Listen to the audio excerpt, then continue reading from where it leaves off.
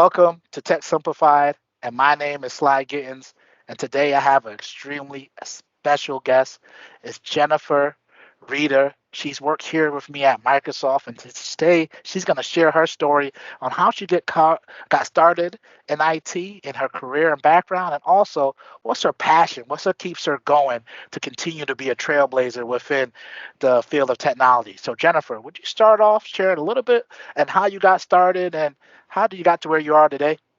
Yeah, absolutely. It's good to be here, Sai. I appreciate you inviting me. I feel like I got to live up to that intro. So I'm doing my best here to bring it all, leave it all on the table, leave it all on the mat. Yep. As you said, I'm Jennifer Rheder. I kind of had a non-traditional, I don't have a tech background. When I went to school, I started off at Clemson and did grad school then at Baylor with a year abroad at University of Westminster because my focus was international communications. So while important in the business world, absolutely nothing that we ground ourselves in here at Microsoft. But that was my passion. I love people. I think people are so interesting. I love their backgrounds. I love how we get together, how we come together. I love communities. I think food and dinners bring folks together. I think it's interesting when businesses get together and when they open offices in different areas, how you adapt your business and where the home office might be to the local area culture and customs. And that really was kind of where I grounded myself because I'm a people person. That's really my thing. So I was in school, had finished up and was working for the Nationwide PGA Tour, loving it. Probably don't have the energy to be on the golf course that many hours anymore, but it was great. It was really cool spending time with people and traveling, and met my husband. And my husband was an account exec at Microsoft. And when you get married and when they move you, because we got moved to Corp, came up to the mothership in Seattle, part of the reload package and everything was they introduce your spouse to a recruiter to kind of help out. So I met a recruiter and very nice, loved it. But I'm like, there's no way I'm working at Microsoft. This isn't my background. This isn't my skill. Love to meet him. New experience. I'll learn from the interview. Well, I got a second interview. I thought there's still no way I'm ever going to work at Microsoft. I have a comms background. This wasn't a comms job. It was doing like sales support type stuff. There's something called sales desk back in the day. So proposal writing and deal analysis. And I'm like, I mean, I can write, but this isn't my thing. Got an offer. And I was like, well, it's Microsoft. This is like, at the time we were like Fortune 2 company, and I was like, I can't believe they picked me. I've got to take this job. So I took the job and I thought, well, I didn't know if I really wanted to work at the same company as my husband, but it's Microsoft. At that time there was like 75,000 people. So at main campus, I'll never see my husband. It's fine. It won't be weird. Same building as my husband. And I was like, okay, so it's fine. It's fine. It's not a big deal. We won't ever see each other. It's the same building, maybe with the cafeteria, same floor as my husband. I kid you not, Sly. By the time the whole thing's said and done, we were working about 6 feet apart from each other. And it was the thing I could have never predicted. Yeah. But it was kind of funny because I would have never thought to join the organization because it wasn't my background. I was a non-traditional hire. And I know we've kind of chatted a bit, 10 years ago at Microsoft, if you didn't come from an Ivy, you might not have been considered. And I didn't come from an Ivy. So I was really a non-traditional hire. And I have to say my journey has been fantastic. So kind of a long intro of where I came and how I've gotten here. But for anyone who may be tuning in and listening, if nothing else, please take away, it doesn't matter how non-traditional you are. You can have the best career here, and we will welcome you for it. So, long story, but that's how I came No, to be. that was fantastic because it's just some synergies for myself as well, right?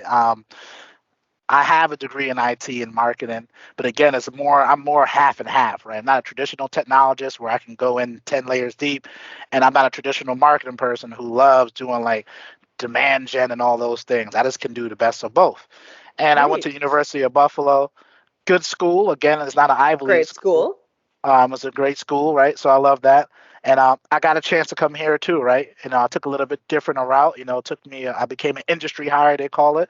And the great thing is that you're right. The people that I meet, it's an eclectic background, different schools. Some people don't have schooling. Some people just have certifications out the wazoo. Some people just, it's just such a melting pot of like background diversity, the diversity of thought also, what makes it easier, this makes it a little bit more engaging.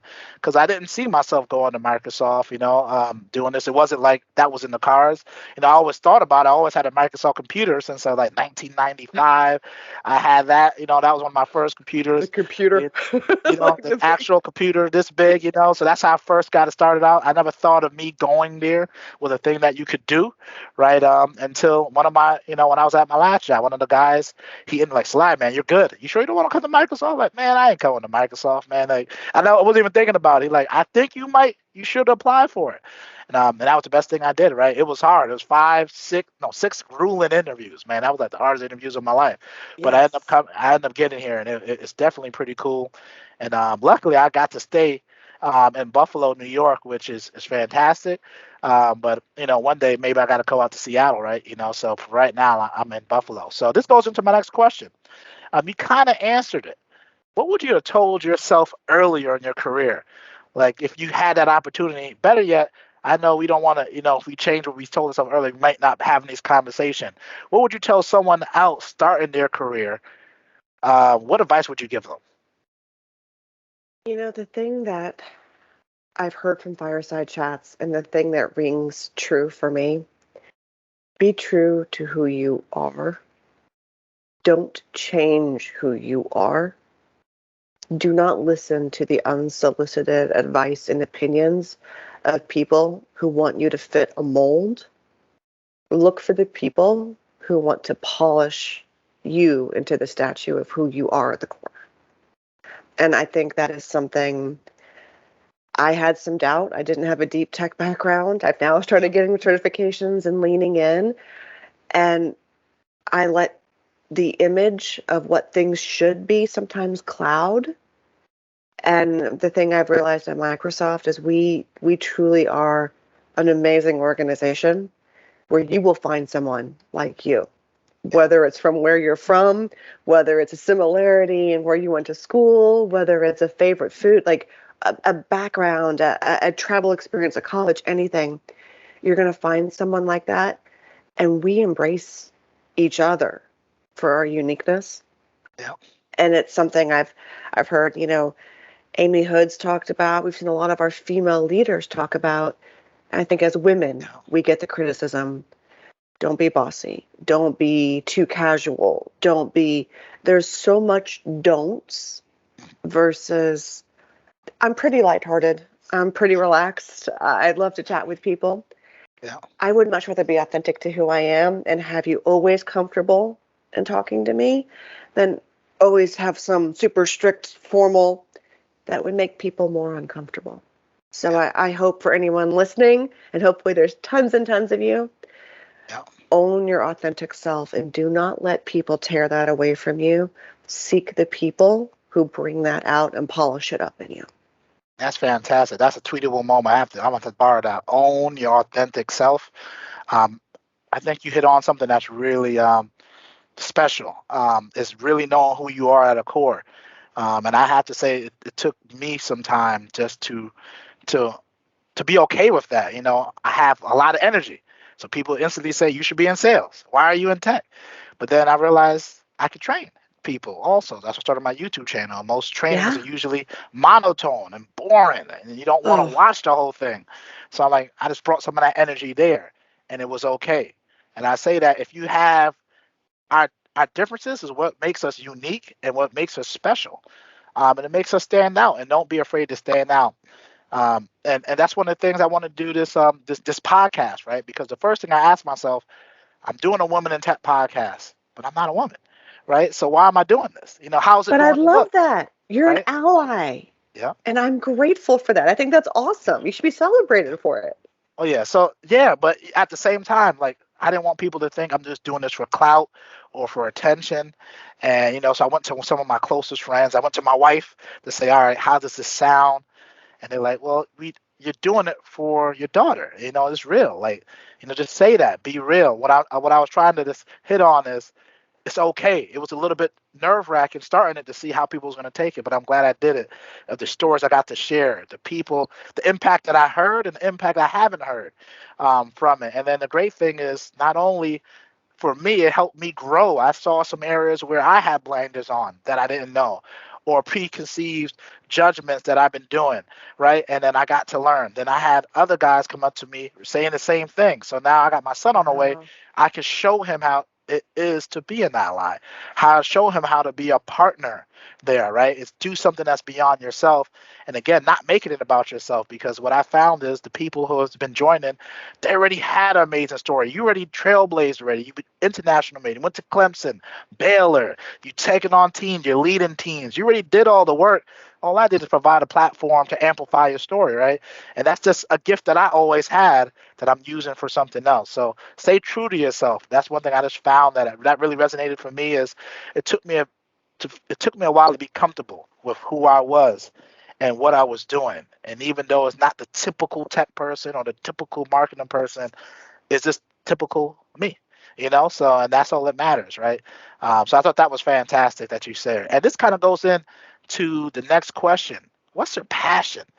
Um, what really gets you going, and what keeps you just trailblazing? Because your job is a lot, you know.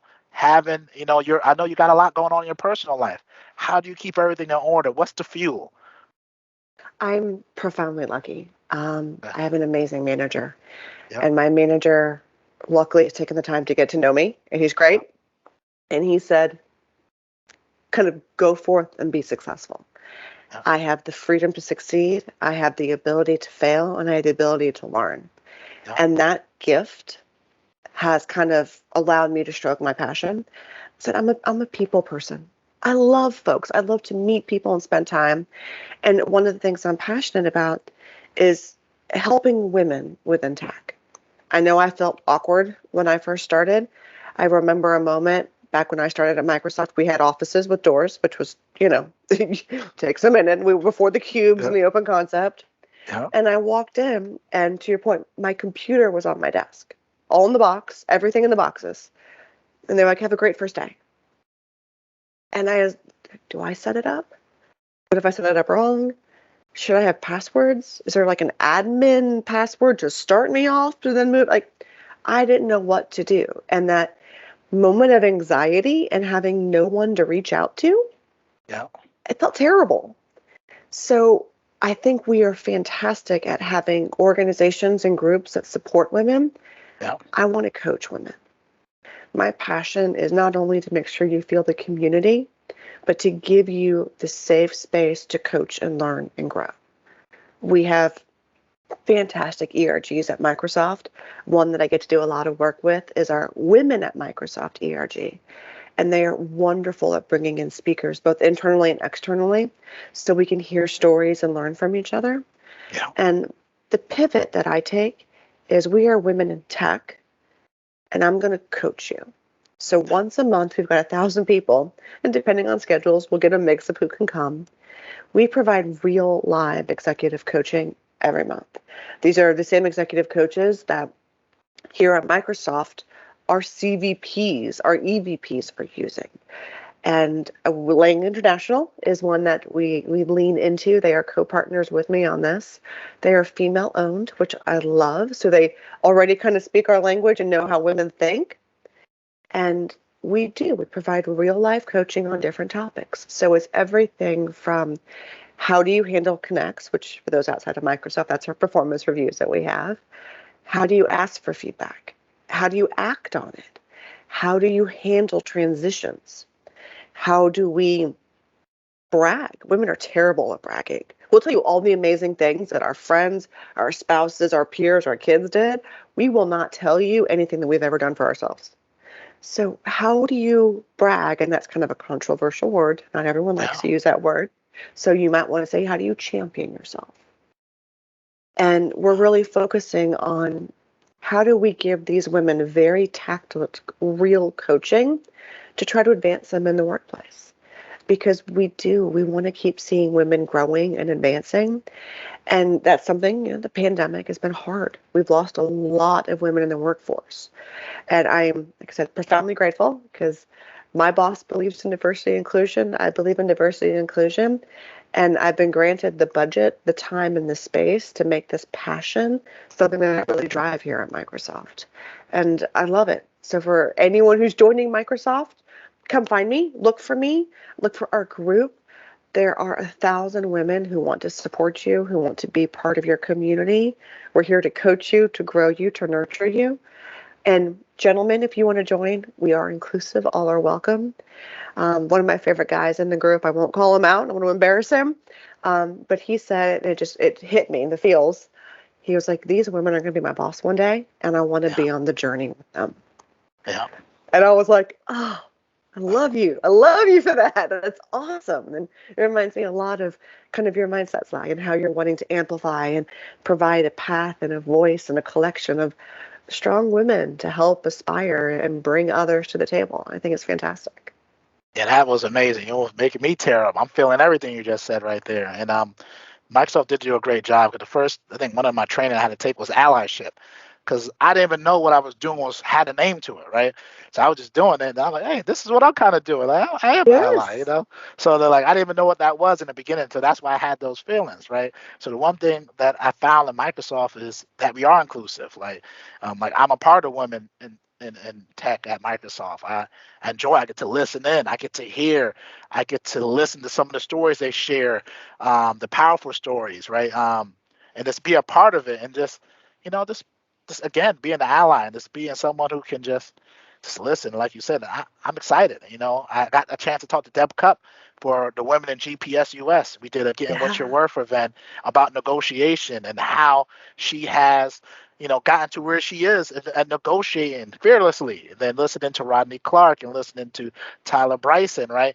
Getting those Yeah. diverse mindset on how you manage and really getting it from the C-suite, right? Because sometimes we don't get those conversations. We don't get those opportunities to hear how they got there and how they overcame some of the adversities that they had in their life. So what you're doing is great because it sounds like mentorship, but it also sounds almost like sponsorship at the same time. Because I found when you're in these groups, not only do you're getting mentored and getting these skills that will help transform your career, you're also building relationships so eventually those could become sponsors as well. So that's excellent that you're doing, and I make It sure to. is.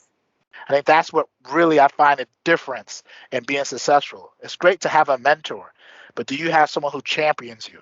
Because you're right. Some like for me, I don't mind sharing my story. People say it's bragging. I just say I want No, my it's story to be championing. heard. I'm championing myself, and I want to control the storyline for me, right? Some people can't do that. So how can you help champion someone else, help them find their voice to champion themselves, right? So I think what you're doing is fantastic, and I'm going to continue to be a part of it, and just be a Love part of the that. journey, right? Because that's the fun part, right? Like I have a daughter. I want by the time she gets here, and I'm starting to think about retiring. The beach is almost right there for me, or whatever I decide to do with my wife and I want her to feel like, you know, these obstacles, these ain't the conversation we have. We're not talking about women in tech. We're talking about leaders in tech. And now we know leaders encompasses women instead of putting them outside. I think we're even beyond that now, right? Like I want to even change the title to Dynamic Women in Tech, because it's just not I a love lady in it. tech. It's more what you're delivering. So for our children and out there, that I want them to live in a world with these conversations, we still have them, but they're not the norm anymore, because, we get into a more inclusive world. So that's something that I want to be a part of and be that, that little flame, right? Amongst the other little flames. So we can just keep this lit. So this goes into our, next question is, what are some of your favorite books or podcasts that you like to share with my audience? So I do actually, I have my own, so I will plug a little. I do Yeah. a Badge Me Up Scotty because I Yeah. kind of think the fun play on words. Yeah.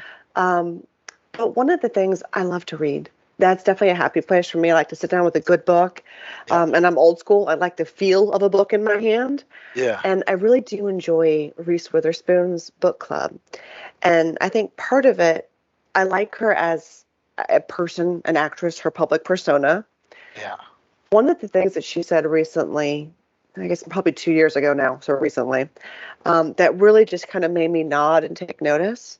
Yeah. She started her own production company, and she was being honored at a woman's dinner.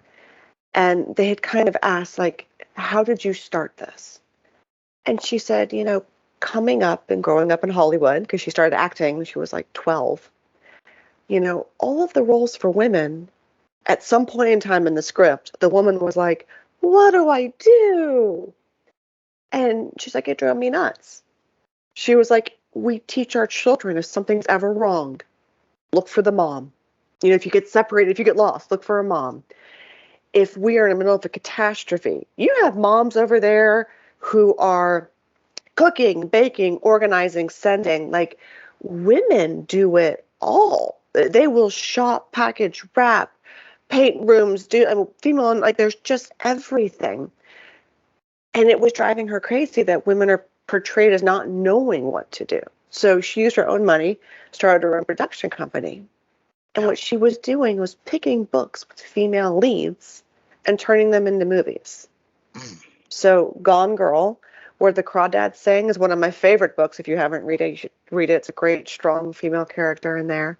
Yeah. And she's taking these female authors with female leads who are strong, beautiful, complex women and turning them then into movies and creating roles for women who are in the industry where they know what to do. And we're socializing that, we're celebrating it. So I tend to follow her book club pretty regularly now because I always read about these women that become so real. When you're Yeah. reading, you get wrapped up in the story and you identify with them or you're inspired by them or you pick bits of them out going, I need to see the world through those glasses. And I think that's really cool. Yeah. And of course, I'm going to go there. I do love me some Oprah. I Yeah. do. Yeah. My folks ended up retiring in Mississippi, not too far outside New Orleans. And I think Oprah, having growing up there, is such an influence. And I'm constantly amazed at all of the things that she can quietly influence. When she influences big, she Yeah. influences huge. But I think she also has a really beautiful way of continuing to quietly influence female owned, female led, diversity owned, minority owned. And she does it subtly and gracefully. And I just think that's really beautiful.